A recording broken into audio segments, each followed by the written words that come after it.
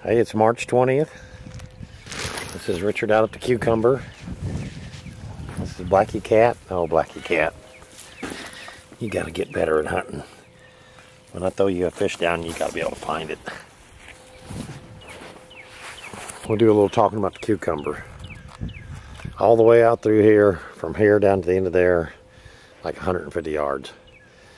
And all through there, all the way down through here, the way we walked for 3 years, we've always found the big chunks, not in a great quantity, but we found the tools, the Etleys, and all that kind of stuff. Now mind you, this piece of property has been bulldozed 3 times that I know of it. Machinery's been on there. So it's almost impossible to tell between here and the fence to the B side of the Cucumber what's happened. Now, all the way down through there, I mean, there's nothing but flint, and we found nothing but the Etleys, Melvilles, Smiths, Sedalias.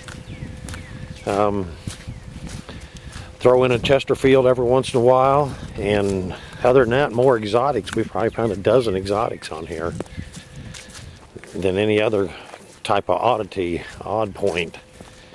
Otherwise, the other few points that we found up here mostly have been creek stained, and you know, the people collected.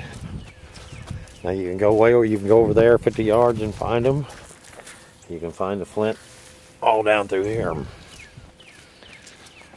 But now we're not going to call the start of the camp until we get right down here to where I call it the Sedalia house, where they fixed the Sedalias. And at the time we didn't realize it. When we first put our shovels in, I think we were at an Etley stage place, because we found so many broken Etleys, probably 20-25 broken Etleys to every full Etley.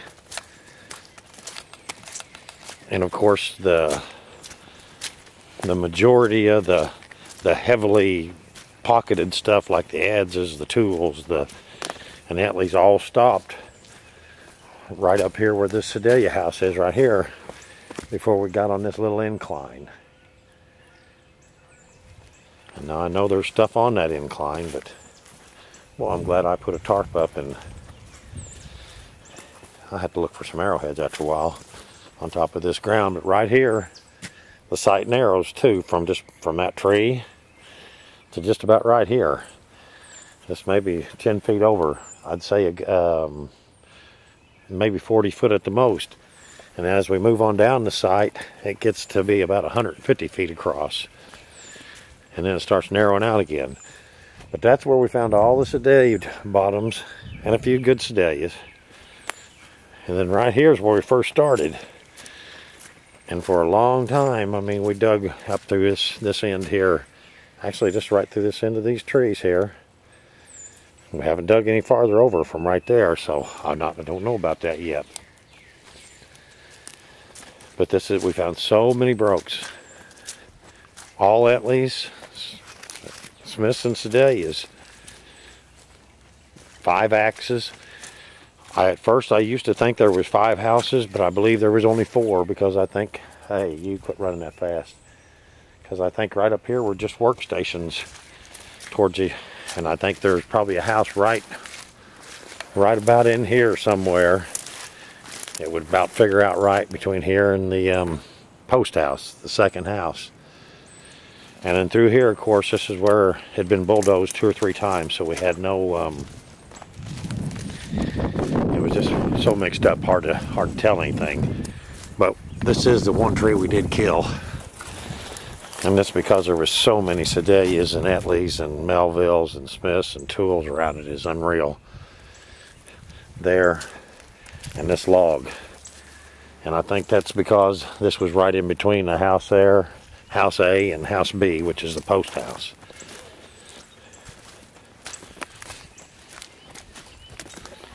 And then, as we notice when we come back, for some reason, when we get down over the side a little ways, we still get the adzes and the tools, but the arrowheads seem to have picked up in quality like unreal.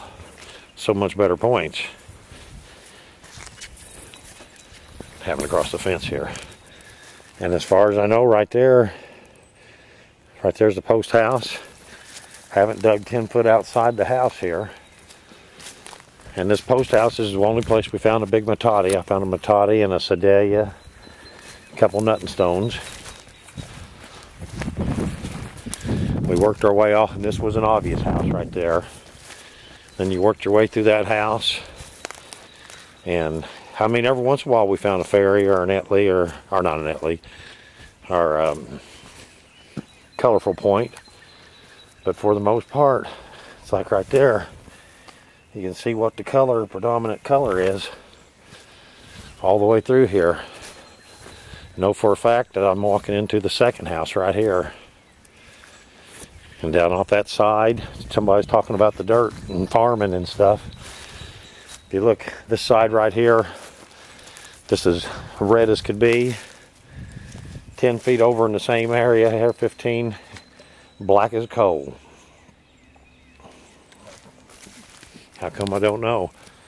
But right here to be the outside edge of that third house now. And then we come on out to where the Sedalia house started. This is where Gary and I came out and first started digging. And then he gave up, turned around, and I come out here and found the killers. And right here we're in the, this tree signifies the middle of the Sedalia house. It was the biggest house, closest to the creek. And then after I dug the house, come back, this is when the Karma days with Jason started right through here for this next, 60, 80 feet. I was finding 15, 16 a day. And then all of a sudden, you get about 60 feet out here, and about right in here is where it changed into the fairyland, and over towards there. And we started getting the, yeah, somebody said it, they didn't want to say it, but yeah, probably heat treated. It's got to be heat treated. Oh yeah, look at that. Oh my. Gotta love that. All nice and dry. And yeah, so many colors. And what's really crazy is the other cucumber that my buddy Tim and I have been discussing. What's got me so excited about it is on the far end of it, like we're headed down the far end of it, I said, you know, there's so many different kinds of points down there other than the cucumber points. And this hill is happening exactly the same way. And the only reason I know that other hill's that way is because it got disc and doesn't have trees. But people asking how far I got to dig. Well, way down here is Gary's latrine, all the way across through here, which none of this area has been dug. And shoot, I found 2 down here, and he found 3 or 4. And so, I mean, we're way down off the side of the hill, so who knows how far these camps actually go. But there isn't any, there's just chips everywhere. You look down here. Of course, now once you get here, there is no obvious house places or anything. Could have been, like I said, a newer Indian, and maybe they had a bad vibe or something is why we don't see any of their arrowheads occurring up here in our Etleyville where we've dug for so long. Maybe they didn't want to cross into this camp. I don't know. It's just very strange. But I'm going to keep on digging. Yeah, see, all this I'm walking on hasn't been, it's just flaked up everywhere, and I really don't know how far I got to dig over the side of the hill. And this is the red side of the hill.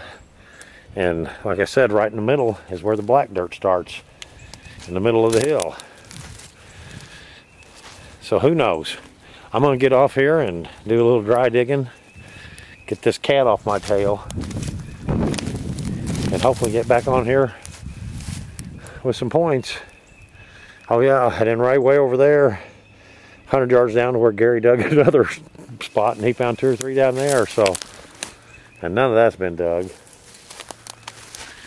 But this is the only dry part I got to dig for now, so we'll see what happens. Hope I've covered most all the questions. Most of them is I really just don't know. But I do think I know that they're it's a different tribe right here. Different sized arrowhead, different sized preform. Like I said, and a heat treated one, a colored one. I'll get back with you.